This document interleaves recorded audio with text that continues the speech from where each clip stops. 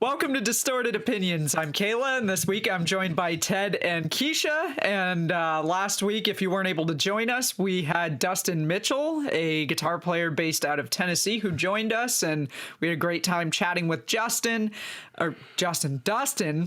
We were just talking about Justin from the jam session. I got the wrong name on the mind.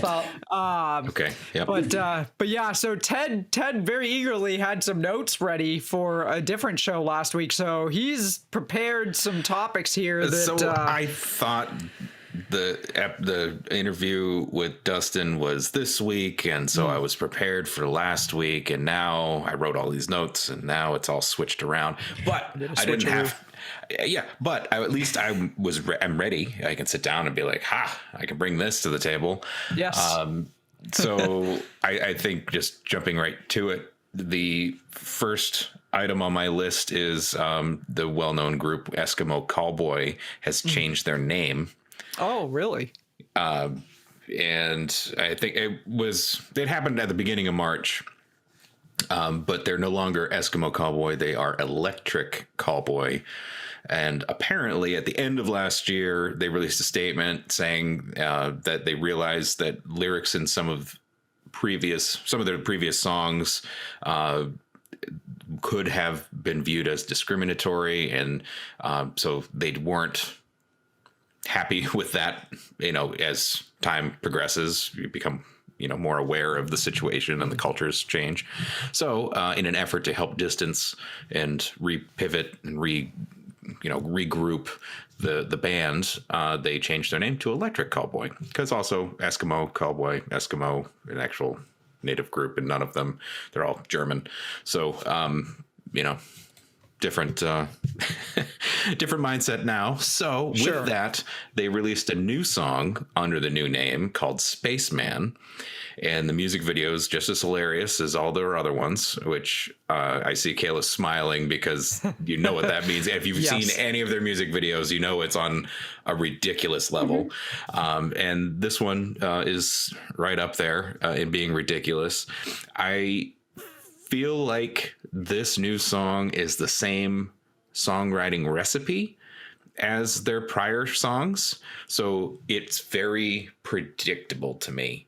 It's catchy. Yes, it's catchy. The hook gets you in, but the way the song progresses, you can see it's on a formula, and it feels very formula after hearing some of those prior songs. So I was a little disappointed in this new one, but if you're new to Electric Callboy and you've never heard the group and this is your first song, you're gonna love it.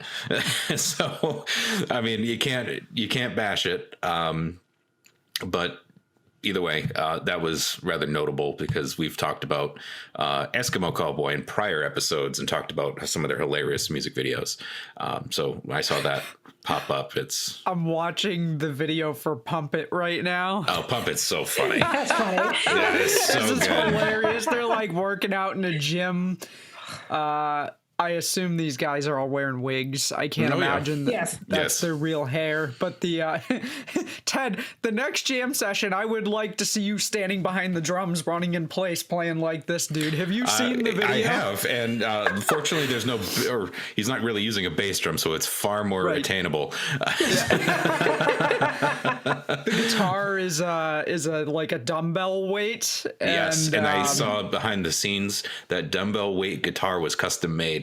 Actually works. What? Really? That was going to be my next question. Is it actually a playable guitar? There's a video on YouTube that does behind the scenes for that particular music video, and it shows them a luthier carving that guitar and making that what it is. So it is a functional guitar, which is wild. That's awesome. So is it made of wood that just looks like a dumbbell? It's not actually a dumbbell. Okay. Yeah. I was going to say that would be 45 pound dumbbell. 45 pound weight guitar. A regular sized guitar kills me. That's probably worse than a Les Paul, to be honest. I was going to say it weighs the same as a Les Paul, but True. Oh my goodness. Yeah, but, it's pretty crazy, this video. Yeah. So, I mean, all their videos super funny. All of them very catchy. Like I said, the Spaceman one, I felt was a little repetitive in the same formula, progression.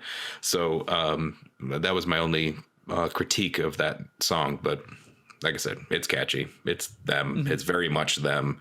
So it's a good time. Nice. But yeah, so that was item 1 because it was fairly notable. Item 2, I know in prior episodes we were talking about, or we wound up turning into a discussion about folk music in metal and the various versions of it. And I was on YouTube and I saw that, just, new music video, great, click on it. And I was like, hey, wait a minute. This video is crazy. This music is wild. And is this the band that... Hold on. And I clicked on their channel and I scrolled down, and I don't know if anyone's familiar, but like 6-7 years ago, there was a music video called Indian Street Metal. And it was these guys in India walking down Main Street, riding on like camels and stuff. Yeah. Well, it's the same band, and the production value in this brand new music video is out of this world. Like, they got professionals to put this music video together. So their new song, Dana Dan, is like it's an insane mashup. Like, there's Bloodywood? Bloodywood is the band. Which when you were on YouTube originally and you just look up, just Google our YouTube Indian street metal, and that's the video that'll come up. And I didn't think that was the group name. And so when I saw this new music video and I realized it was the same group, I was like, whoa. And then I found like they have so many other videos, other songs over the years. But this one, the production value is real good. And they have professional dancers in the video. They've got native drum around the video. It is crazy. It starts heavy. It's like, all right, great. It's a metal song. And then it turns into like an Eminem speed rap, which throws me off guard. I'm like, we hit new metal real quick. But it's so quick. The rap is so quick, awesome. And then the second guy comes in and he's rapping in a heavy metal, like he's like growling rap. And I'm like, this is cool. That's amazing. It transitions to a chorus. It's really neat. Then it goes heavy riff, and then right back into the quick rap lyrics, and then it slows down, and then full speed, and then there is an instrumental breakdown. Awesome. And it's got like this woman voice over that portion. It gives me goosebumps. Like, it's very beautiful. Bollywood meets metal. Yeah, in parts. That's amazing. But it's kind of all over the place, because then there's lyrics with synth towards the end, and then the heavy metal comes back in to close it out. Like, absolute roller coaster of a song. Pretty gnarly. And for new music, and they already have, it's only been out like 6 weeks. They got 1.5 million views on that video so far. So good for them on getting traction in a short amount of time. But I was kind of blown away with that, because it wasn't the group I expected it was, but I'm happy it was. But then they had all this extra stuff in it that I wasn't prepared for, but it was awesome. So in terms of a song that completely throws you off guard, but it works. But it's so many song styles into one song. It's kind of wild. Yeah, I'm watching the video right now. I'm gonna have to listen to this when we're not doing a show, because you need to talk focus about on it, because it's so much going on. I mean, this is one of those moments where I really wish I could get away with just putting the whole track under us talking about it, because I feel like just trying to describe it doesn't quite do it justice to people who have not heard this. I mean, this is some interesting stuff. And they've got, like you said, a bunch of other stuff too. I just clicked on this video because this was the one you were talking about, but it really is. It's like a mix of Bollywood meets new metal meets death metal meets like, I don't even know how to describe this part that's on right now. It's the part you were talking about with the female vocalist. Yeah, it was gorgeous. I think it's well shot. Yeah. That's what I mean. Like they put a lot of money, or I don't know if they're actually on a record label at this point to help promote this. But either way, they were able to invest some good money into that. So. Well, interestingly enough, so also because I noticed there were subtitles on the song, but I wasn't really paying attention to them because I'm listening to it and also listening to you talk about the song. But the description, they say it's a graphic commentary on sexual assault and the need to eliminate it. So the message of the song is also pretty powerful too. If you watch the subtitles of the lyrics, or the captions, I guess, of the lyrics throughout the song, they have a whole explanation here in the description of what the song is about. But it's very cool video, very interesting music. I definitely want to check out more stuff from this group now, because like I said, I thought that Indian street metal's music video was like a one-off. We'll never see them again. And then I was like, and then they put this out, and then I realized there's like a lot of music in between. Yeah. It's like, oh shoot, these guys are still together, and still putting out good stuff. They have. Apparently their debut album came out in 2021. No, so there it is. Yeah, so they haven't actually been around for too long, apparently, but they've, like you said, got quite a presence. I mean, this other video I just clicked on, Gadar, which in parentheses it says Indian folk metal, so I don't know if that's just like the description of the genre, but this has had almost 2 million views on it, and it just premiered like 6 months ago. And again, really well shot video.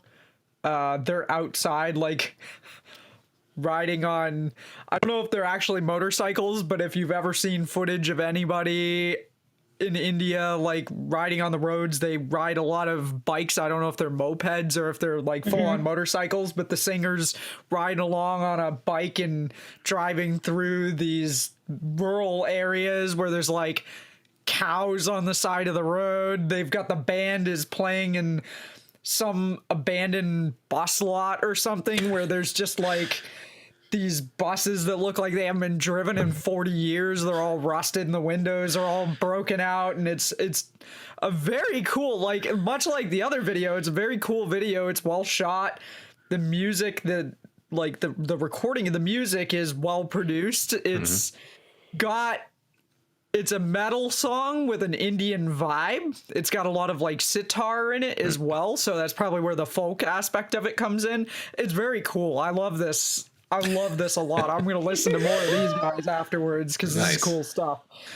And I don't know if I saw the Indian street metal video. That one's 3 years old. Excuse me. It's a little older, right? Yeah, oh, wow. 3 years old and 6 million views, basically. 6 million views, yeah. Yeah, that one was pretty popular.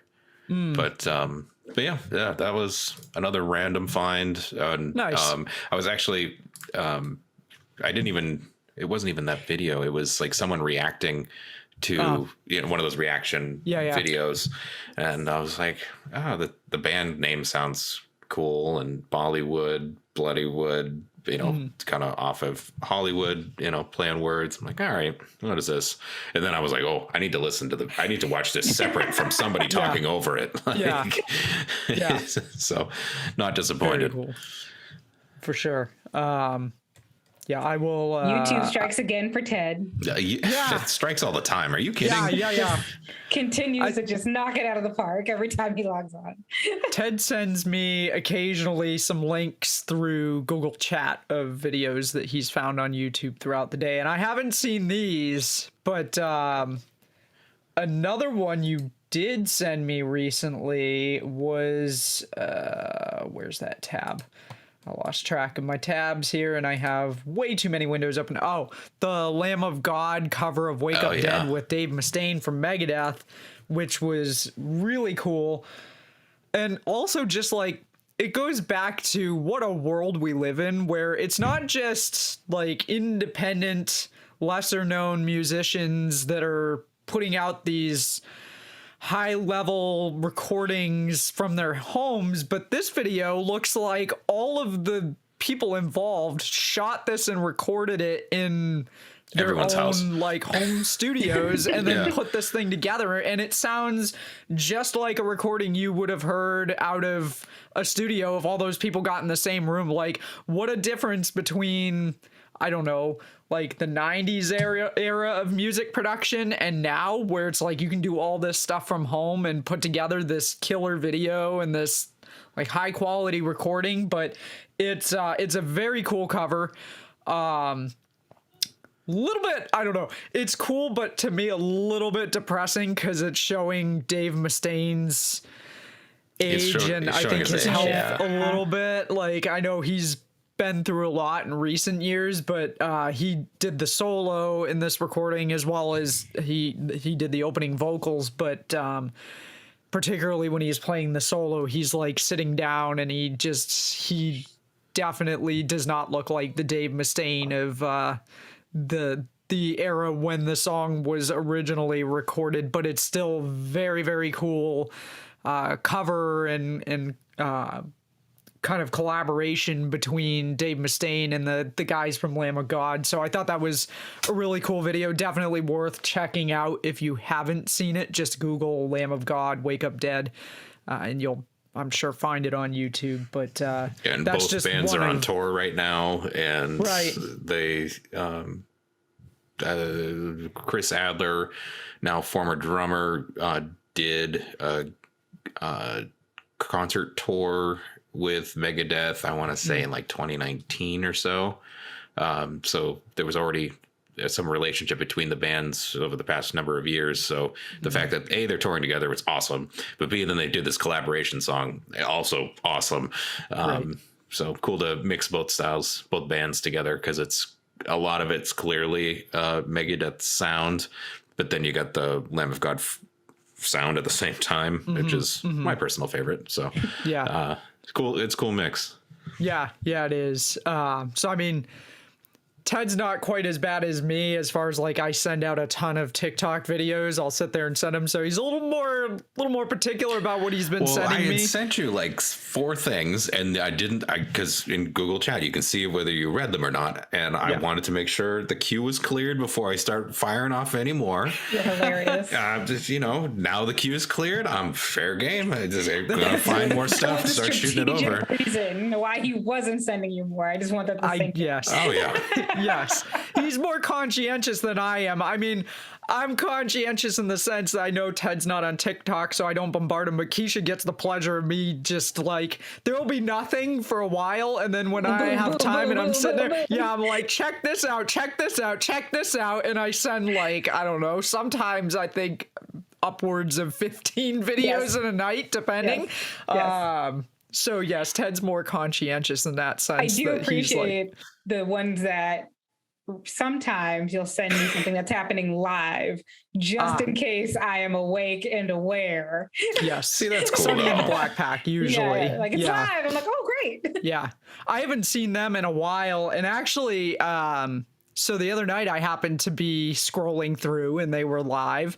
And they've got a new setup now where they've got multiple cameras. So what I found to be really interesting about it is, if you haven't listened to or watched any of the Sunny and the Black Pack stuff yet, and we've talked about them on some previous episodes, I mean, Sonny kills it on the keyboard. The man is insane on a keyboard and on a ukulele. He plays a ukulele literally unlike anything I've ever heard before when it comes to ukulele. I've never heard anybody play a uke the way Sonny plays the ukulele.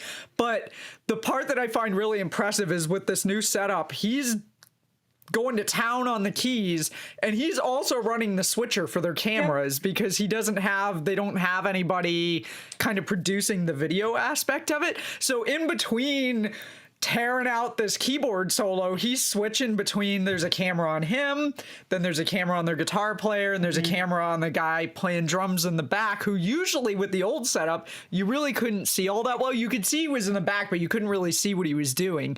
And now they've got a camera on him, so when they switch to him, you can actually see what he's doing. And it's really kind of an interesting setup, because he's got like a tambourine kind of thing, but it's strapped to his foot. I don't know if you saw any of that the other night. One man band. Yeah, basically. I mean, he's sitting on what is the thing called that's like a box that the wood block or Ross plays one in town meeting. Is it cajon or cajon? Cajon, I think it's called. Yeah. I'm pretty sure that's what he's playing, and then he's got this tambourine thing strapped to his foot, and then he's got some other stuff that sometimes he's doing, like cowbell and stuff. And it's interesting to me how he does all this stuff with such a simple setup, but to me it's impressive knowing what goes into directing a multi-camera shoot live. And knowing like what an insanely incredible piano player Sonny is, that he's doing all of that and managing to switch the cameras at the same time is just crazy to me. But they did some pretty good tunes the other night, and I did get to hear them play their version of Amber by 311, which I know Keisha had mentioned on a previous show. You had caught them. I don't know if you saw them doing it live. I did, or if they caught it. YouTube. I caught it live. Yeah. It was at like 1:30 in the morning, and I stuck around for the entire. Yes, that is the only thing. Yep, they're on the West Coast, so it's a little bit like for us on the East Coast, it's a little bit late when they start their live feeds. So sometimes I have a really hard time with the fact that it's like, oh, they're just starting the live feed and I've stumbled on it. But tomorrow's a work day, and I really can't be up until 1:30, 2 o'clock in the morning watching these guys. And then they go over to Twitch and they do a whole other set over there. So I didn't stay up for the whole thing the other night, but I did stay up for, I think, 3 or 4 songs, and they did some pretty cool covers over there. But they've got an interesting setup going on now. And like I said, I just find it impressive that he's switching the cameras and kind of directing the shoot at the same time that he's also reading the comments and playing the piano or the ukulele. Ted, it's wild. It's wild to see in real time. And I've certainly seen plenty of the videos and get a gist as to what it's all about. But yeah, I haven't caught him live. Well, and like you said, it's usually 3 in the morning by the time they get on Twitch. So yeah, it's pretty late. Not generally up on Twitch at 3 in the morning, but if you dare. If I dare. Maybe on a weekend. On a Friday, Friday, Saturday, if you see them around, not a bad plan. Mm-hmm. Yeah. Yep. So yeah, I did catch that the other night. I think I sent it to you, but I don't remember, and I wasn't sure if you were even awake. So I was like, I was awake. She may not even see it. Unfortunately, I was awake, yes. Well, if you're going to be awake, you might as well listen to some good tunes. Exactly. Yes. They got good tunes. They do. They do good tunes. I'm always captivated, always entertained, and flabbergasted by like just everything. Yeah. They're great. Yeah, they're one of the more highly produced groups that goes live, I think, on Twitch. And in fact, there were a lot of people in the comments that said that, like, this is one of the best sounding and looking live feeds that I've ever seen on Twitch. And you can tell they've put a lot of time and money and effort into making their feeds look good. And I don't think they're playing gigs out in the wild right now. So that's kind of like, that's their thing. They're probably making it up online. Are you kidding? Oh, sure. Yeah. It feels so, it just feels, I think that, not to try to be like, put them into a box, but it feels so unique to them that it's like, why? You don't have to. You're probably able to capture way more of an audience on your own terms performing this way. Right. And you don't have to move your gear. Exactly. You can just get up and leave it. Right. Oof. True. Yeah. Oof. Laziness is king for that. Yeah. Yeah. That's honestly, that's the worst part about live gigs, is having to haul the gear around, in my opinion anyway. That's like, drums. 40 pieces. Yeah. I'm like, I'm intentionally leaving this drum and this drum behind, and it's still going to take 12 trips to the car. And you need a big car to be able to get that stuff around. Absolutely. Yes. Your dart's not really cutting it for moving the drum set around. Adequate. Dude, I bought a trash can at Home Depot and I couldn't even fit it in the car. How about that? You got small car problems. Don't make sure if you're buying something, you actually have the room to take it home. Yes. So yes. Called an SOS to my dad, and he had his vehicle could carry it. So I'm like, hey, meet me at Home Depot. Shout out to Ned. Shout out to Saving the Ned. day. And that ridiculous Home Depot jingle that comes in my head every time. Oh God. I can't right. laugh, or I can't see that commercial without laughing now. I really can't. I immediately think of Matt, who it really, I think, has been a long time since we've had Matt on the show, but we think of him often, particularly when the Home Depot commercials come on, and that's like Home Depot. And the other thing that's coming up that I'm sure Matt would have a lot to say about is they're finally releasing the new Top Gun movie, which. Yes, it's happening. May, it is happening. I believe. Yeah, it is happening. I went to 2 movies that advertise new trailers. They have boards up in the movie theater. It is happening.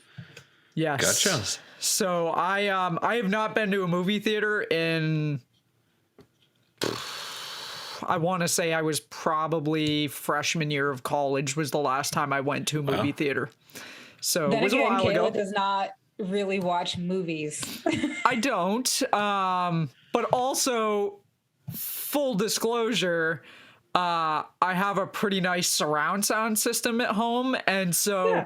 Like, one of the things I'm really excited about with the new Top Gun movie is to see what the soundtrack's going to be like. Because I feel like they're going to have some of the original songs, but in a more modern... I mean, even if you watch the trailer, they've got the theme, but it's been modernized. And so I'm really curious to see what the soundtrack is like. But, you know, one of the things that I have fond memories of with the original movie was the movie that my dad always used to demo the surround sound system to people when they came over.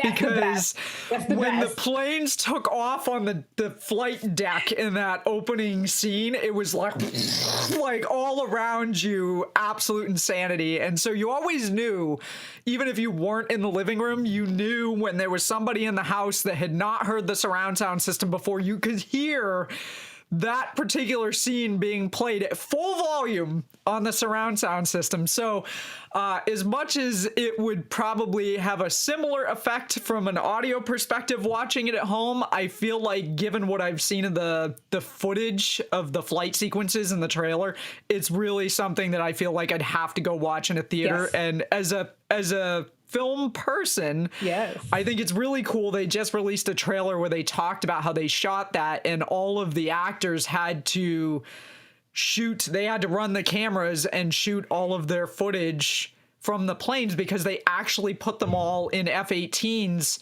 because that was the only way they felt they could actually capture the look and feel. And so they interviewed Tom Cruise for this trailer, and he talked about the only way he was going to agree to do a second movie was if he felt that the technology was there and that there was a good story there, because the first movie changed a generation of young people who enlisted in the Navy because they wanted to become fighter pilots after seeing that. And so I don't know for the first movie if they actually shot those sequences in F-18s, but for this one, they set up the cameras and all the actors had to go through the same training that the pilots would go through, as far as, like, they told them if they had to eject, they needed to know how to get out of the plane. So they actually put them through, like, the underwater training, as if the plane had gone down, they needed to get out of the seat and out of the cockpit.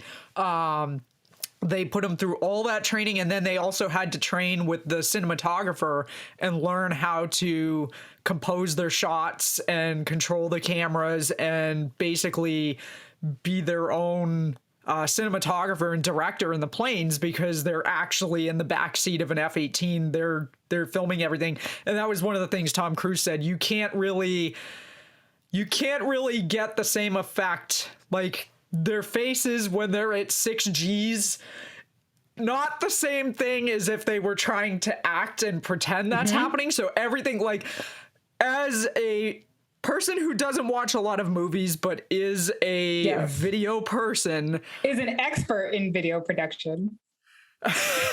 Well, thank you. I don't know if I'd say expert by any stretch of the means, but you know, I know quite a bit about video and cinematography, and so I don't know. For me, that's really cool. But I'm also really excited to see what the soundtrack is going to be like, because I know there were a lot of classic songs in the original movie as well. And so anyway, like I said, I'm sure Matt would have a lot to say about this, because I know he's been very excited for the last few years, threatening to not go see it because they keep postponing it. And he's like, it's old at this point. It's not new. They filmed it 3 years ago or whatever. It's not new anymore. But as soon as they finally announced the official release date for like in a month or whenever it is, he was all over that, like at the movie theater, trying to convince the people at the movie theater to let him have the Top Gun cardboard stand-up thing that they had out in the lobby that was promoting the movie. And I don't think he got an answer on that. But yeah, Matt is a huge fan of Top Gun, for those who don't know. So I propose. So it just so happens that I think it's coming out, the 27th. And we're... Of May? Yes. Oh. She was just in the movie. She knows. Yeah. She just saw it. It is the 27th. How about that? I go to the movies. Oh. But it sounds like a great Distorted Opinions outing that I am more than comfortable providing us for. So I think that is a great little outing to enjoy, because I just seeing the trailer, Joe, that they released in theaters, and the movie I was seeing was in DLX. So I got this great, I just seeing the trailer alone in the theater that way, I was like, I'm coming back. Yes. yeah. I'm going to watch it. And it's going to be on the night or the day after. It has to be. That's something not only do you want to experience in the theater, but it sounds, everyone in the movie theater who saw this trailer, everyone had the same reaction, like, oh my God, yes, what? Like, so I think that this is a great outing. I am totally in for it. Like I said, I've not been to the theater in years, this is one movie that I feel like at least once I would have to see in the theater, just because of the cinematography aspect alone. I feel like you need to see that on a big screen. And I've seen a few trailers for it now, and they're cool on a, computer monitor or an iPad monitor, but not the same thing as seeing it on a big screen. And the other person that I can tell you right now is going to be really excited to see that is my brother, because for those of you who don't know, for almost 10 years, my brother was in the Marine Corps and worked on the F-18s. And while he did not fly them, his ringtone was the Top Gun theme song for many, many years. So I know that he's also going to be very excited about this movie. So yes, count me in for going to see Top Gun. And then I don't know if we'll have any shows left to record at that point, so we may have to talk about the soundtrack, whether or not it's any good. Either maybe we can squeeze in before the hiatus. That's a great way to top off, like... It's almost full circle. Right. Yeah. Yes. Right. Yeah. Yes. See it, talk about it. Yes. Yeah. So very excited to see that. But yes, Ted, I don't know if that derailed you on your list or if you had made it through there's no derailing. It's just flow of conversation. Sure. And then the only other thing, I suppose, that's come up in the past couple of weeks, I was listening to this band Obscure Sphinx. They're a Polish group, very atmospheric in style, and one of their tracks off their Void Mother album was really catchy bass line. And I've listened to this album probably for 3 years anyway. And I was like, you know what? I want to figure out how to play this. And so I went on YouTube, as I do, and there is not one person showing how to play this bass line for this song. You think the internet exists for everything. YouTube had 0 results. And I was like, all right, well, I'm wicked smart. I can figure this out. And so I figured out how to play most of it on the lower end. Open A is on the deeper end of notes. And I have a 5-string bass, so I've got a lot of room. And I was playing it, and I got a few notes in, but I'm like, boy, I need more neck. Like you need, there's flats in there that I just need more space. And so I was like, fine. I found a live recording of the band playing the song to figure out how the bass player is playing this. And the bass player has a 6-string bass, of course. But wait, nope, can be done on 5-string. Just saying, because I watched where his hand placement was, and he was up on the mid neck. But I'm like, how are you getting that open string low? He actually is open string A, but then doing everything else around it. So it's the main riff is 4 strings, on the 4 upper strings. And I was like, aha, that's how it's done. And then I've just been practicing that over and over again because it's an 11-minute song. Nice. So it takes a bit of dexterity, and my hands getting tired, and the first 3.5 minutes is just like the same riff over and over and over again, and then it changes up. And I tried recording myself, even though I know it's not great, just for the sake of wanting to hear it back. And that's a whole new can of worms of, well, I was going to record on my phone, but I was too close to the bass amp, so it's all blown out because recording problems, because I didn't test it first. I was just like, I'm going to set this here. It's about a foot away from the bass amp. It'll be fine. Way too close. Oh, so, you were recording just the audio? Yeah. Off my bass amp. Into my phone, and I'm got headset on, so I'm not getting any extra sound picked up. Blew out the very fat bass sound on the recording. So that's fine. It wasn't great. Got more, got to be smoother. So get that done. Learned a lot. It's fine. Yeah, gonna just go back to it a little different next time. And just with that alone, I'm like, I totally get the whole digital recording amps. Oof. Yes. Yes. Yep. For recording at home, I get it. For live gigs, that's where I'm having a hard time. Like, I feel there's complications that could arise from that. But I get it for an at home. Like, I would love to know more about a decent, inexpensive home setup, because I'd love to be able to record just grab a guitar, plug in, and then it's just recorded. That'd be great. I would love to have done that. On the other hand, I love playing out of an amp, because I haven't done it on my bass amp in ages, and it sounded cool. And I was like, yes, this is why I have this amp. Yes. It's just been sitting in the corner unused for 3 years. And I'm like, this is why I bought you. This sound is awesome. So pros and cons. So something you could do, and this is what I did when I recorded the guitar parts for the Distorted Opinions theme song. I used actually not the same mic I'm using right now, because I had borrowed one from my previous job, but same basic idea. It plugs into the computer. I put it a little bit of a distance away from the amp, and I recorded I have a Mac, so I use GarageBand, but I'm sure there's some equivalent for PC, or you could use Audacity, which is free.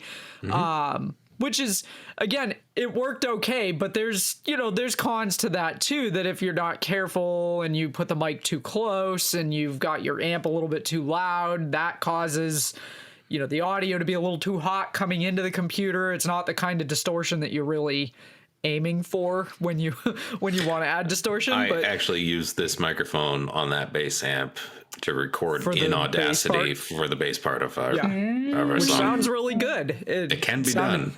Yes. So but it's also not, the phone microphone's not going to be as sensitive or quality as this one. But sure. But I mean, and recording yourself, I feel is important because so sometimes I do that. I record video of myself just to see, like, afterwards, I realize there are things about my playing style that are really sloppy that I wouldn't otherwise notice. And I know one of the things that people often say is to watch your playing in a mirror, but I feel like even that's not quite the same as going back and looking at footage and being like, ooh, what am I doing with my pinky there? Like, which I say a lot when I watch video of myself playing because, like, I'm terrible about using my pinky. So a lot of times I find my pinky is in a weird position where it's like, sticking out straight like this and not.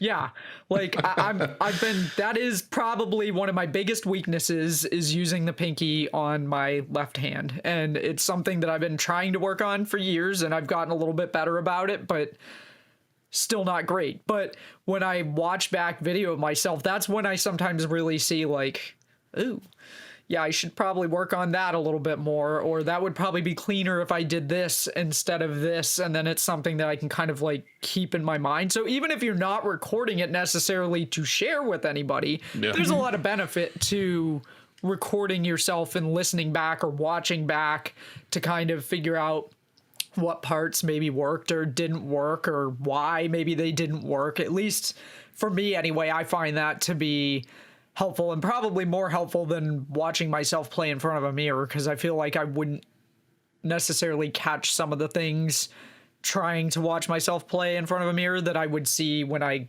can watch back footage and a few times be like, I don't know what I was doing there. I'm not as concerned on what it looks like. It's more how does it sound? Is it clear? Is it smooth? Because when you're focused on trying to move your fingers into the right place at the right time and get the timing right, your half your brain is in that mode and then half of it's listening. Well, when you're half listening, you're not really listening. So to be able to be really into like record it, and then you can just put your whole brain and wrap your head around what you just did.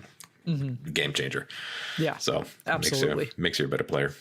Absolutely. So 100%. To be fair, I haven't even listened to the recording because I knew it was already blown out. I got like 30 seconds in. I'm like, all right, I'm just going to re-record this later. It's fine. Yeah. Get through it before you get through all of it. Yeah. I mean, it was a full 11 minutes. I played the whole thing, but it was like, there was a lot of, it was just sloppy. I was getting tired after a certain point and I'll do it better next time. It's fine. But nice. But that is all of my items for today on my list. All right. Keisha, was there anything you wanted to touch on before we go into Song of the Week? No, not at all. Other than I sang for the first time in a long time because Easter was not too long ago. So that's like, that's the gauntlet. That's like for church folk, Christmas and Easter. So you gotta pull through, and it's also a guaranteed way to have a seat in the sanctuary on the day of service without fighting. Everybody comes to church on Easter Sunday, so usually like volunteer. You're like, what? I'll sing this weekend. It's fine. I don't have to worry about a seat or anything. Yes. So that was something. I forgot what it was like to sing in the sanctuary. Because you talk about recording in a microphone and being able to you get to record yourself and hear yourself backwards. I'm hearing myself in the moment and being like, ooh, I need to adjust. We need to do a lot of adjustment here. It's been a little bit. And all the songs we were singing were ranges I have not attempted in years. So it was a bit of a challenge. The first practice, definitely felt it that night. And then by the second practice, I felt a little bit better. And on Sunday, it was great. It was fantastic. Definitely had no voice the day after.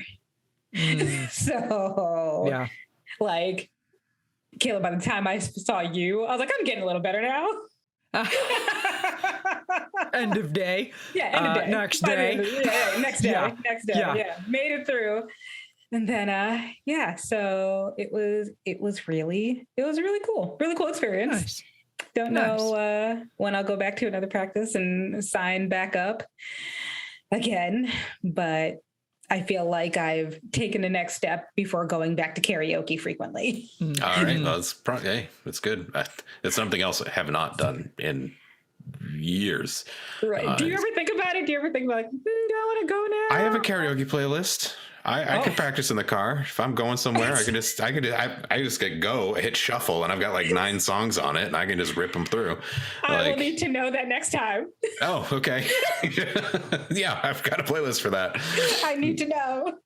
Nice. Well, I don't want to volunteer Ted to host a jam session in the immediate future, but I'm just saying that it's not karaoke. And it's not gospel music, but perhaps we might need a vocalist for a future jam session, another vocalist, since we have typically a lot of guitar players. It's guitar heavy. Yeah, it is very guitar heavy. Just a little. I was thinking I might bring a trumpet next time, or I don't know. I've got a cello that has yet to see the light of day with the jam group. Yeah. You didn't know I got a cello? No, I know you had a cello. I just don't know it's been that long since I've seen the light of day to the group. I thought. Yeah, I've never taken it out with any of the guys, the jam group. It's been safe in this office. Sometimes that's a better idea at the jam sessions. I'm just saying. Yeah. I mean, I got a good deal on that. Don't get me wrong, but I'm not just going to be. Throwing that around. No. But I'm just saying we might be able to make the instrumentation a little more eclectic in a future jam session should we choose to do so. And I'm not talking just Matt showing up with a. Got my clarinets down then in the basement too. Yeah, I found my flute when I was cleaning. Gosh, a few weekends ago. Yeah, my flute and my trumpet are actually together. So it's kind of scary to think of how old the reeds are. Yeah, you might want to hit the music store before. It's been. They growing anything? I know. No, at last I looked anyway. Yeah, those reeds are 20 years old. I just got the chills. Those reeds are 20 years old. Oh, God. Yeah. Yeah, might want to invest in some new ones if you're thinking about breaking out the old clarinet anytime soon. Just saying. Might be a little gross. I know, right? Bust it out, do a little slide of the bumblebee just to like. Yeah. Warm the fingers up again. Right. I was going to say, I don't know about Ted's chops, but I don't think I could play much on a wind or a brass instrument at this point. It would be horrific, right in the embouchure. Like, my mouth couldn't keep up anymore. My fingers would be all right, but my mouth would not be able to hold the clarinet position for very long. Yeah. After like one song, cheeks start wiggling, and then you just like puff out because you can't keep your cheeks in anymore. not just a lot of practice. Yeah. Yep. Well, I think needless to say, we have options for broadening the horizons with the jam sessions. A jazz night, all this. We have so many. You have so many. We get Marcus to join us for a jazz night. All right, that's if he's not playing. I was going to say, if he's it's not a gig back night, to gigging with 6 different bands again. We should talk to him about coming back on at some point because I'm sure he's playing some in-person gigs by now. So we haven't had him on in almost 2 years. He was our first guest, actually, Marcus Washington. For those who have not listened to or seen the earlier episodes, phenomenal jazz saxophonist here in Massachusetts, and he's playing with a variety of different groups and plays gigs fairly frequently. I think he's back to playing gigs, so highly recommend checking him out if you see him playing any upcoming shows nearby. But yeah, anyway, on that note, I don't know if we want to head into Song of the Week because we're quickly approaching an hour here. I'll do the usual reminder that if you're new to the show, or if you just need the reminder, we have a Spotify Song of the Week playlist. We put all of our picks in their entirety into that playlist.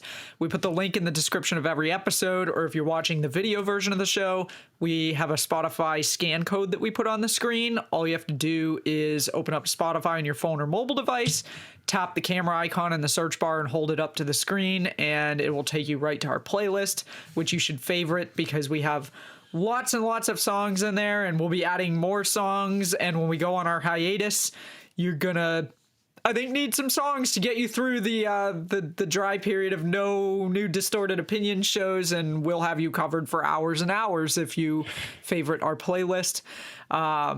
My song of the week for this week will probably not be in the playlist because I don't believe it's on Spotify, but I will link it in the description of the show, or you can just search for it on YouTube.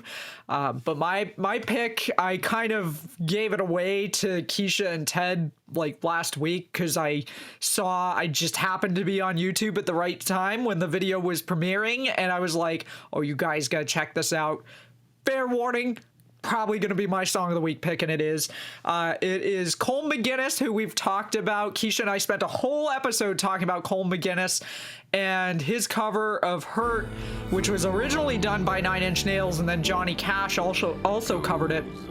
And if you have not heard any of Cole's stuff before, he's got an insane vocal range. I mean, he's got this like really deep bass, but then he can go like, I'm not a vocalist, so I can't properly tell you what the different vocal ranges are, but I'd say he's probably, I don't know, goes up to an alto maybe. Like Keisha or Ted could probably better answer that.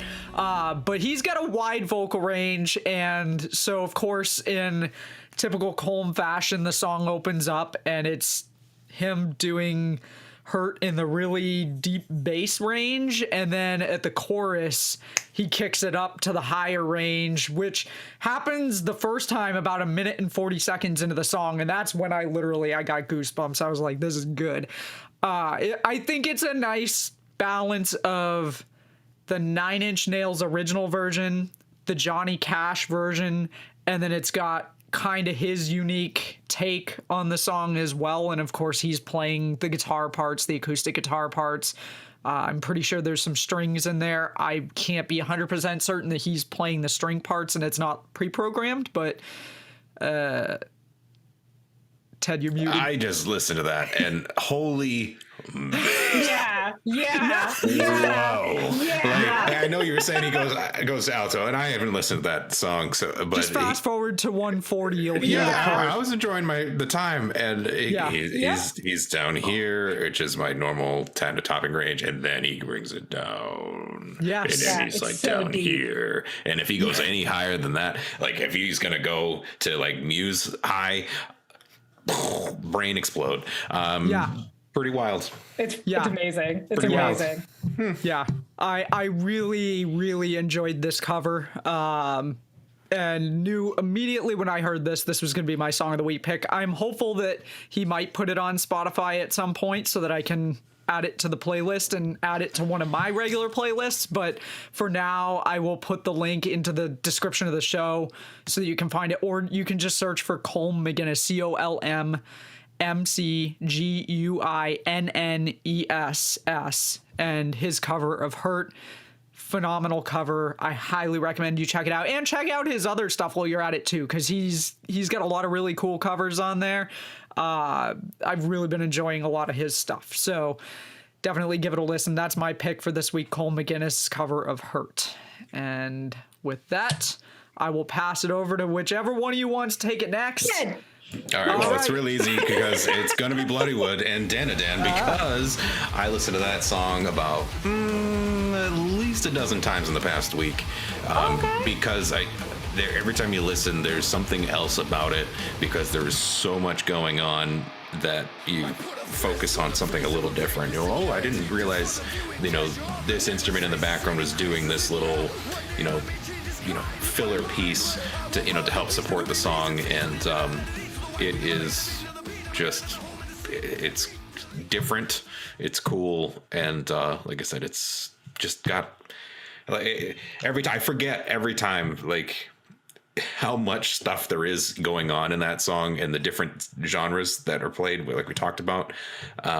Just because it's just a ride that not a lot of songs can take me on. So that's why it's my pick, because it's certainly unique. Okay.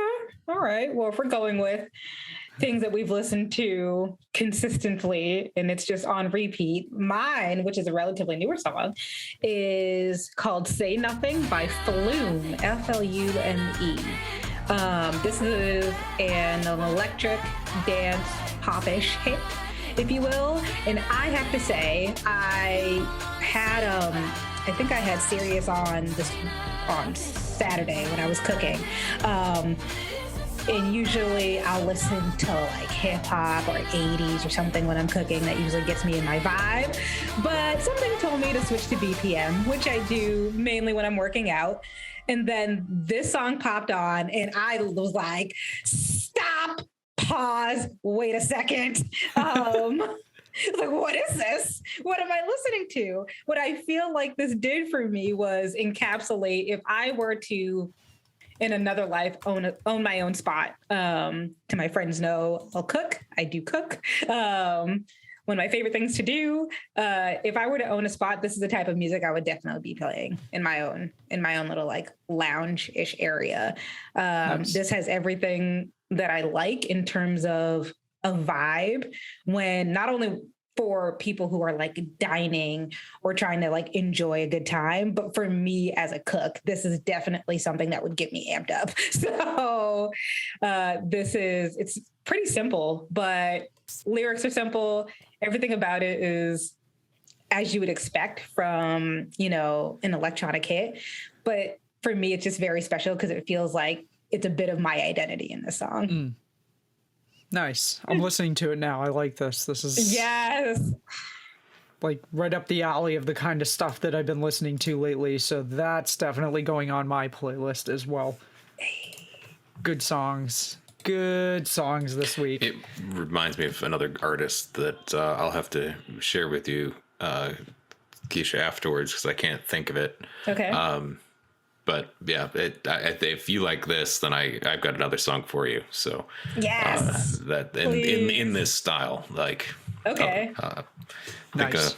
Got to figure out what it is again.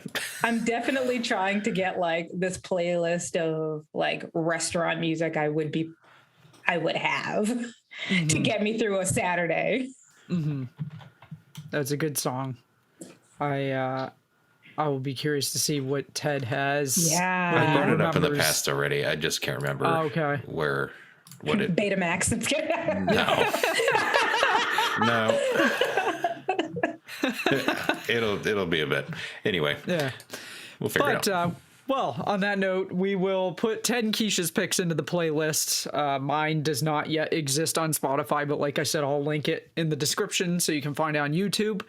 And as a reminder, we are taking a hiatus at episode 104. That'll be our 2-year anniversary. We've been doing the show for 2 years. New episode every week with no breaks in between. And so we've decided we need to take a little bit of time off to kind of recharge and refresh and hopefully come back with some renewed energy, hopefully more guests. I think we've got a lot of people in mind that we'd like to have on the show. And just, more of the same music talk that we've been doing for the last 2 years. So this is episode 99, which means there are 5 more episodes after this, believe it or not. And we might have another guest before the end of our 2-year run here. And then our episode 104 will be a 2-year anniversary show where we'll probably recap some stuff. But we still have 3 more shows that we need to have some topics for. I'm sure we can come up with stuff, but if anybody from our audience has any suggestions, or if you'd like to try and come on a show between now and then, reach out to us and let us know. There are a lot of different ways you can get a hold of us. The easiest way to find us is to probably just go to our link tree, which is linktr.ee/. distorted opinions. You'll find our email address, all of our social media accounts, all the places you can listen to us in audio only format.